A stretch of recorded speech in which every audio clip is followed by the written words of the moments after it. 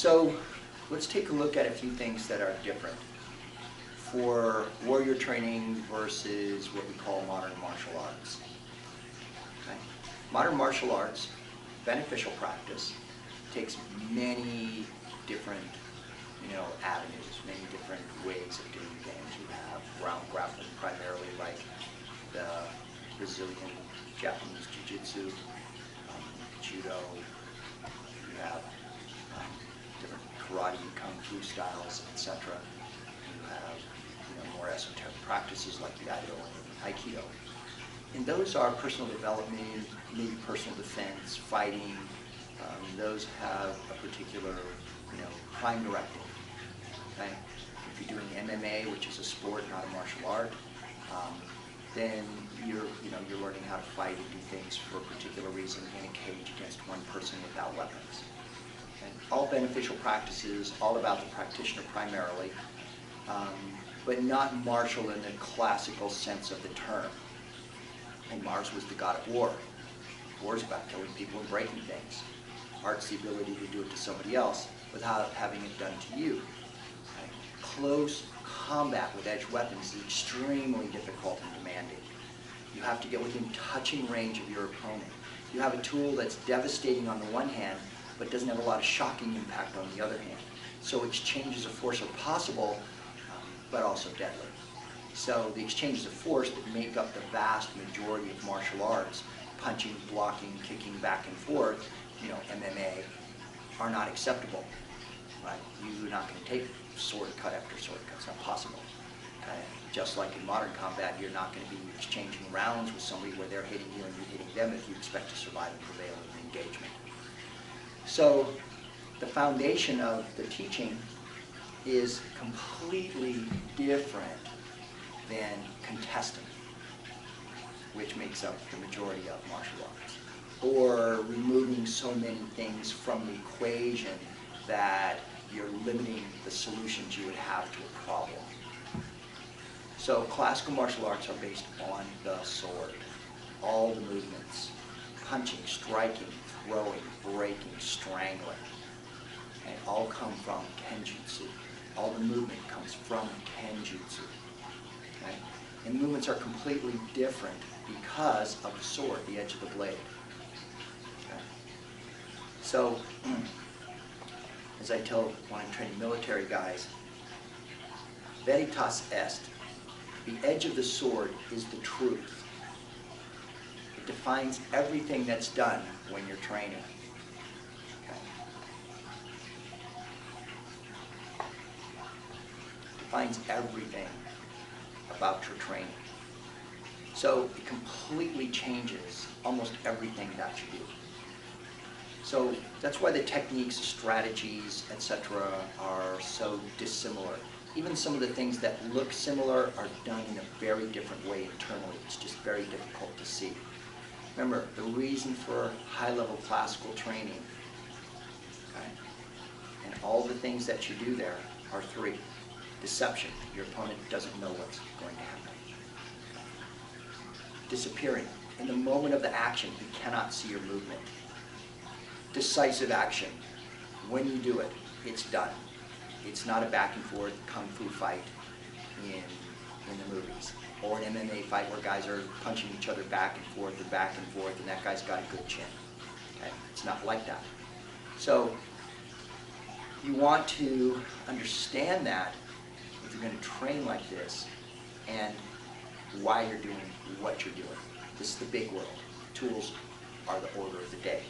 Hands are made not to make as tough as you can. Hands are made to grab tools.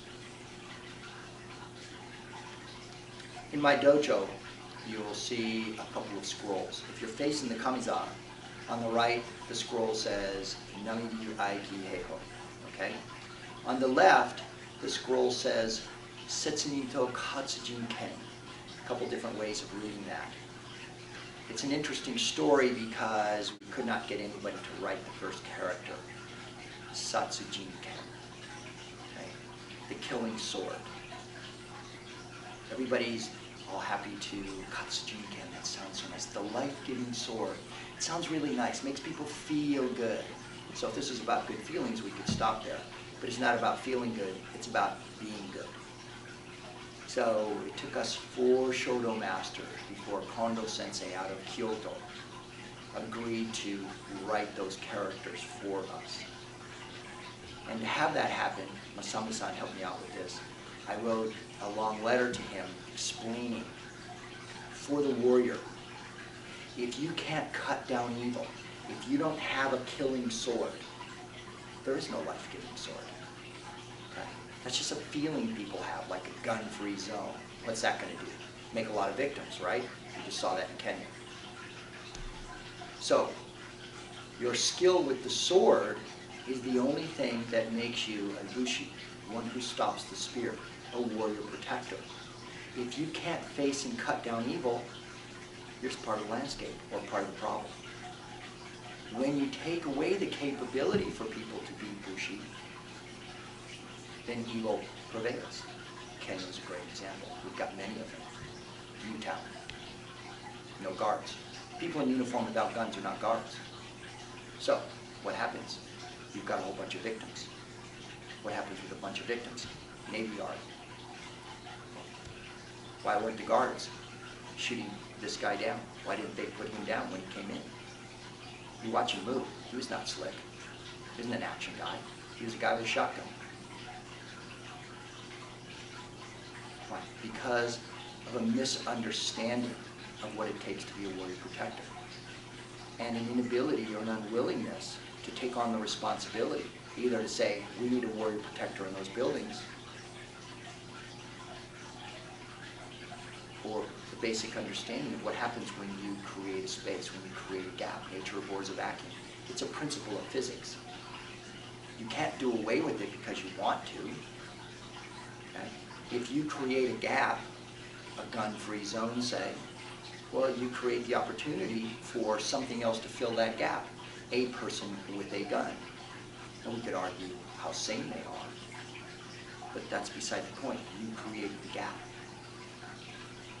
So it's very important to understand these things fundamentally. How we want things to be and how we think they should be has nothing to do with how they are.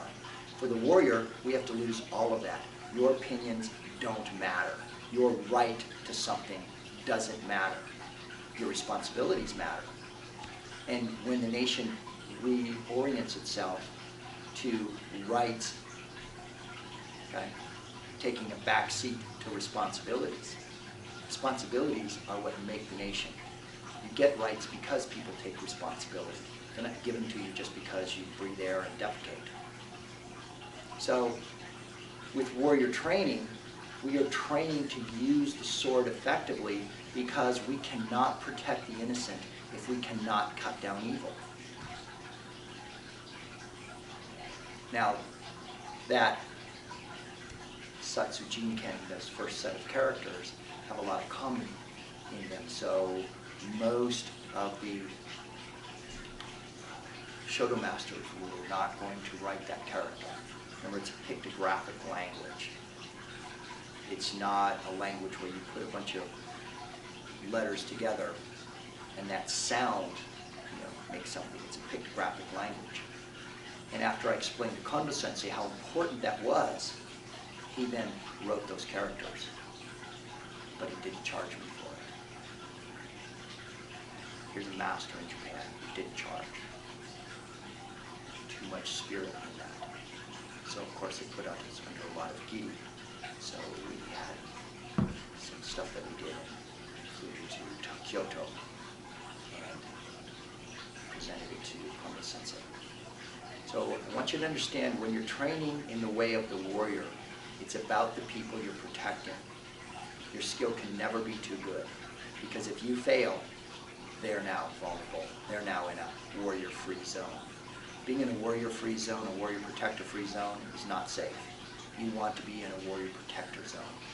You want to have people that have the courage and the capability to stand between you and danger and death. So our whole practice is to be those people. That's what warrior training is. It's to be those people, to stand between danger, to stand between evil, and the innocent. When you practice, think about this. The perfection that you're looking for in all your movement, in your mind, in how you're going to apply force, how you're going to perceive things, your study of strategy, which is foundational to all of this, okay, has a higher purpose. It's not about you. It's about them.